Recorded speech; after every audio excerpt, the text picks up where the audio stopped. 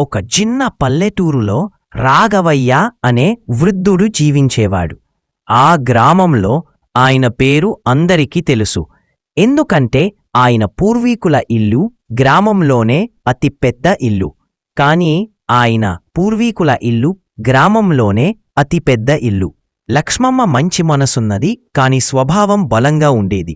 ఒకసారి ఆమె తాను నమ్మిన మంత్రగత్తె దగ్గరికి వెళ్లి భవిష్యత్తు తెలుసుకుంది. మంత్రగత్తె చెప్పిన మాటలు ఆమెను కలవరపరిచాయి. నీ ఇంట్లో రక్తపాతం జరుగుతుంది, ఆ రక్తం ఆ ఇంటిని దాయంతో నింపుతుంది అని చెప్పింది. ఆమె దాన్ని పెద్దగా పట్టించుకోలేదు.